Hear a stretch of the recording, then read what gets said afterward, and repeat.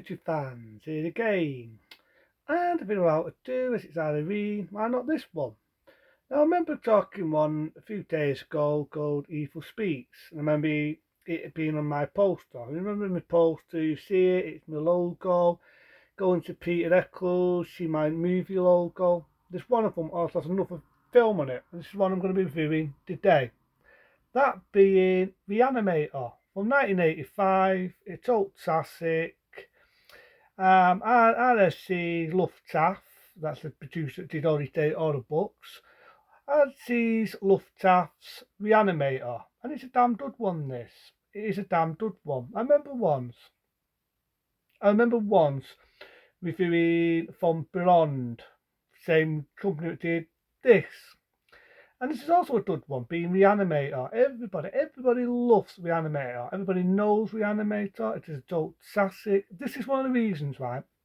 This is one of the reasons why I do not love CG fucking computer effects. I do not like CG shitty effects. You already know what I think about CGI effects. Because when you go back, right? When you go back to old school horror movies like Re-Animator, Society, Re-Animator 2, American Werewolf in London, John Carpenter's The Thing, this goes on. When you go back to look at films like that and you look at some of the shit that go on horror movies today, it simply blows your fucking brains out. It blows your brains out. Because this is how you do films in the good old days with good practical special effects. And this film is a mad film. It's so mad.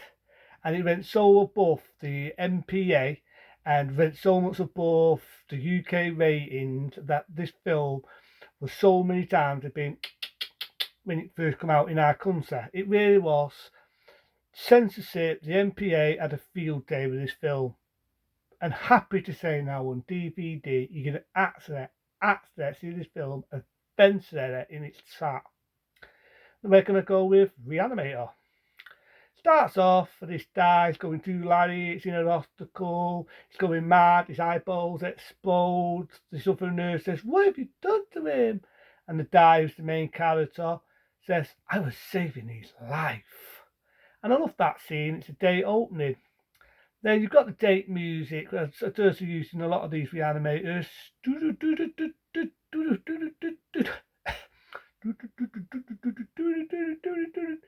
That reminds me of the opening of Psycho. You ever heard the opening of Psycho, the original classic 1960s Psycho? The music does have that sort of similar beat. So you've got an idea, it's a couple of years later, and this scientist, he's sort of like a Frankenstein sort of scientist who's invented a drug what could bring the dead to life. The only downside is the dead comes back to go do Larry. And this film is so mad and so creative in what it does. It really is. So you got one doctor, they've moved in with the mad scientist. I just got a mad scientist. The girl's very pretty, and if you've seen her before, she appeared in From Beyond, and she also appeared, same name as she did From Beyond.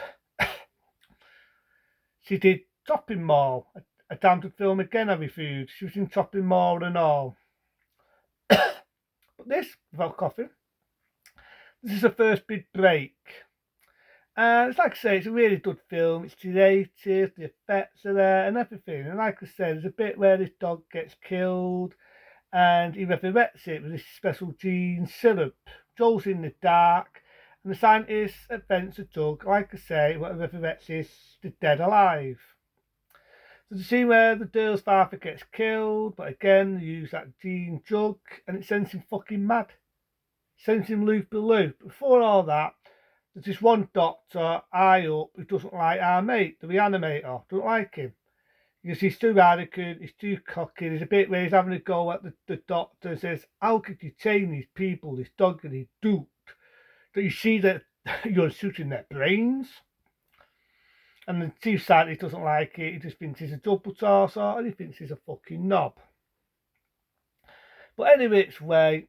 What happens in the film is basically he comes into it, right, and he finds out what he's doing. He's going to dress him up, and he cuts his head off. Really good graphic scene. His head gets cut off by Shuffle, uses that gene syrup. But I love the bit where his sign is getting to talk and he says, what are you thinking? And he says, what? You, but, yeah. He's writing it down. So funny, I couldn't see my straight face. But, what? Bastard! So I saw that scene was quite funny. The Re-Animator gets knocked out, and the scientist adopts Sister Do. This is a bit where the MPA, but especially our censorship, wanted to see cut out, and in other parts of the country, believe it or not, this film originally was going to be banned. I'm not making it up, it was going to be banned. There's a bit where he's got the girl naked. She's beaten up to naked, tits, bust, a lot. And he's got this head, and you've got the idea the head is going to go down there.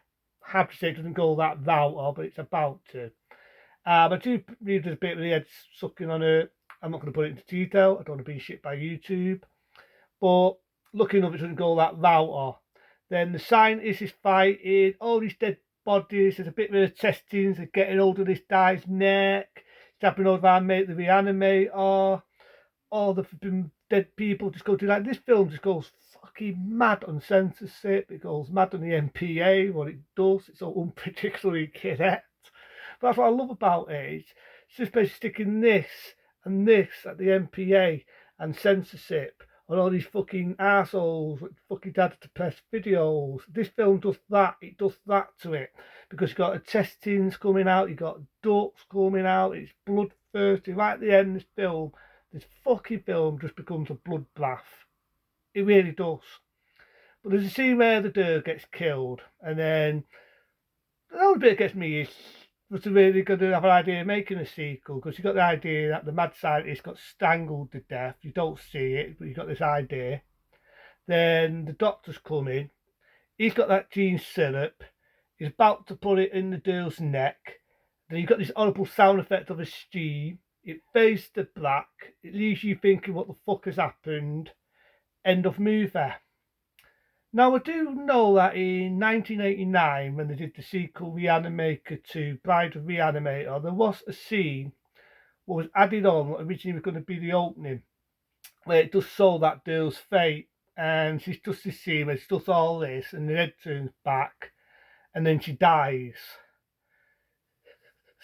Sadly to say, that scene was deleted out, and it's the same really, because it does explain that in the film, because in the film you never get to know what was that girl's fate. In the sequel to Re-Animator, being Re-Animator 2, which one day I will review, all it shows is it shows the mad scientist in a war. You got the idea it's a war, and you know it's really bloodthirsty. Again, it goes really past the MPA, really bloodthirsty, really gory, but it goes in the time of war in the opening. I felt they should have just kept the ending of how it, the beginning, I should say, the beginning of how it ends in this film being Re-Animator, because it doesn't make sense that he should have put the gene syrup into her neck to resurrect her from the dead, just for to not know that fate. And the scene was originally going to be seen, but was deleted. It was a deleted scene in Re-Animator, Re-Animator 2, of that girl's fate. They did use a different actress, but I thought it would have been interesting if they would have used that, but we'll never know. But Re-Animator, it's a classic. Again, does that to MPA, does that to censorship. It doesn't have to see the film in its sat uncut at last. These practical effects are brilliant. It's bloodthirsty. It's a bloodbath at the end. It doesn't take itself too seriously. It does have some funny moments, has some scary moments. I will miss them golden days of practical effects. Fuck it, without a do. Fuck it, I'll give it more. A 10-star rating for me. Into them, I talk about more movies. Have a happy Halloween for me. But into them, be smart, be safe. See you later.